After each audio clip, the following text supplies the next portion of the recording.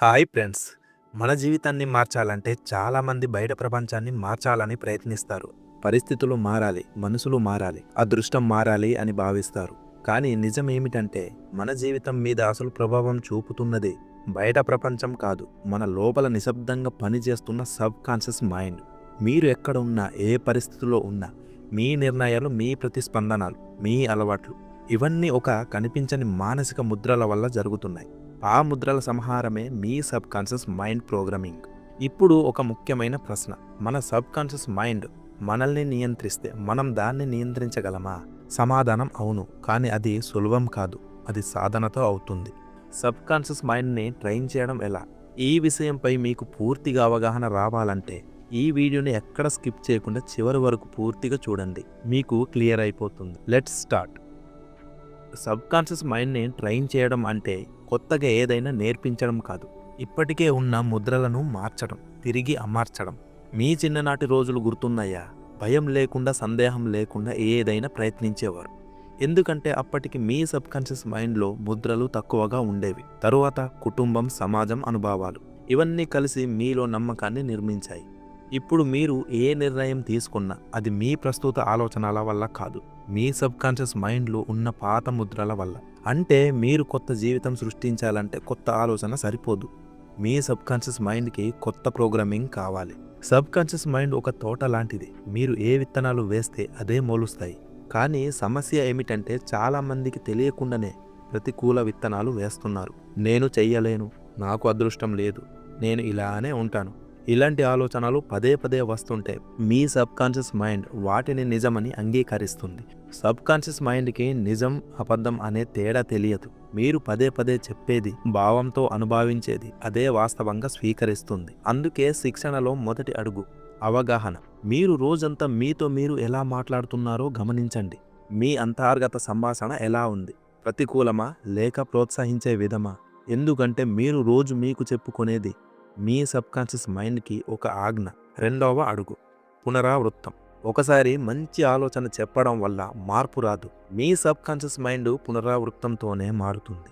అలవాట్లు కూడా అలాగే మారుతాయి.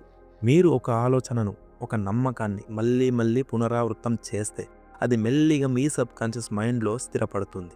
మూడవ అడుగు భావం. ఇది అత్యంత శక్తివంతమైనది. మీరు ఏ ఆలోచననైనా భావం లేకుండా చెబితే అది లోతుగా వెళ్ళదు. కానీ అదే ఆలోచనను భావంతో అనుభవిస్తూ చెప్తే మీ సబ్ కాన్షియస్ మైండ్ వెంటనే స్వీకరిస్తుంది. ఉదాహరణకు, నేను ధైర్యవంతుణ్ణి అని ఖాళీగా చెప్పడం కంటే నిజంగా ధైర్యంగా అనుభవిస్తూ చెప్పడం ఎంతో ప్రభావవంతం. సబ్ కాన్షియస్ మైండ్కి భాష, భావం. నాలుగవ అడుగు మనోరూపకల్పన. మీరు ఊహించినది మీ సబ్ కాన్షియస్ మైండ్కి నిజంగా అనిపిస్తుంది. అందుకే విజయవంతులు దీన్ని ఉపయోగిస్తారు. మీరు కోరుకున్న జీవితాన్ని మీ మనసులో స్పష్టంగా చూడండి. ఇప్పటికే సాధించినట్టు అనుభవించండి. ఈ భావనలో ఉండండి. ప్రతిరోజు చేస్తే మీ సబ్ కాన్షియస్ మైండ్ మెల్లిగా దానిని అంగీకరిస్తుంది. తరువాత మీ నిర్ణయాలు కూడా అదే దిశలో మారుతాయి. ఐదవ అడుగు నిరంతర సాధన. ఇది ఒక రోజులో జరిగేది కాదు. ఇది ఒక ప్రక్రియ. మీరు ఒకరోజు వ్యాయామం చేసి శరీరాన్ని మార్చలేరు. అలాగే మీ సబ్ కాన్షియస్ మైండ్ కూడా సమయం తీసుకుంటుంది. ప్రతిరోజు చిన్న చిన్న మార్పులు, చిన్న చిన్న ఆలోచనలు ఇవన్నీ కలిసి పెద్ద మార్పును తీసుకువస్తాయి. ఇక్కడ ఒక ముఖ్యమైన విషయం, మీ వాతావరణాన్ని కూడా మార్చాలి. మీరు ప్రతికూల వ్యక్తులతో ఉంటే, ప్రతికూల విషయాలు చూస్తే మీ సబ్ కాన్షియస్ మైండ్ కూడా అదే గ్రహిస్తుంది. అందుకే మీరు చూసేది, మీరు వినేది, మీరు మాట్లాడేది ఇవన్నీ జాగ్రత్తగా ఎంచుకోవాలి. సబ్ కాన్షియస్ మైండ్ ఒక స్పాంజ్ లాంటిది. అది ఏదైతే పొందుతుందో దానిని గ్రహిస్తుంది. ఇప్పుడు ఒక లోతైన సత్యం మాట్లాడుకుందాం. మీరు ఇప్పటి వరకు అనుభవిస్తున్న జీవితం, మీరు మీ సబ్ కాన్షియస్ మైండ్కి ఇచ్చిన శిక్షణ ఫలితం. మీరు తెలుసుకొని చెయ్యలేదు, కానీ తెలియకుండానే శిక్షణ ఇచ్చేశారు. అందుకే ఇప్పుడు ఒక ప్రశ్న: మీరు ఇదే జీవితం కొనసాగించాలా లేక కొత్త జీవితం సృష్టించాలా? కొత్త జీవితం కావాలంటే కొత్త సబ్ కాన్షియస్ మైండ్ ప్రోగ్రామింగ్ కావాలి.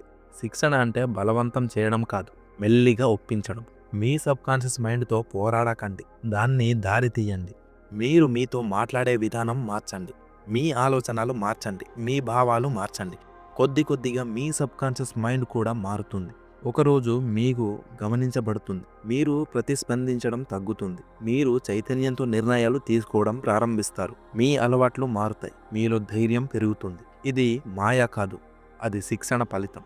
ఈ రోజు నుంచి ఒక నిర్ణయం తీసుకోండి. నేను నా సబ్కాన్షియస్ మైండ్కి బానిసగా ఉండను, నేను దానికి శిక్షణ ఇస్తాను అని. మీ జీవితం బయట నుంచి మారదు, లోపల నుంచి మారుతుంది. గుర్తుంచుకోండి, మీ సబ్కాన్షియస్ మైండ్ మీకు శత్రువు అవుతుంది, అలాగే మీకు శక్తిగా కూడా మారుతుంది.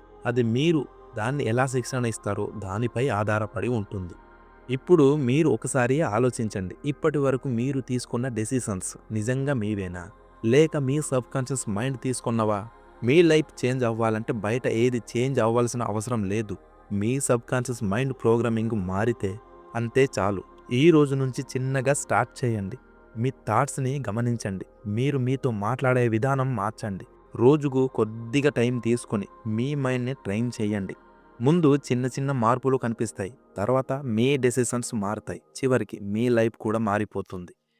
మీకు ఈ వీడియో ఉపయోగపడింది అనిపిస్తే ఒక లైక్ ఇవ్వండి, మీ ఫ్రెండ్స్కి కూడా షేర్ చేయండి. ఇలాంటి డీప్ వీడియోస్ కోసం సబ్స్క్రైబ్ చేయండి, ఎందుకంటే మీ మైండ్లో ఇంకా చాలా సీక్రెట్స్ ఉన్నాయి. మనం వాటిని ఒక్కొక్కటిగా బయటకు తీసుకురావాలి.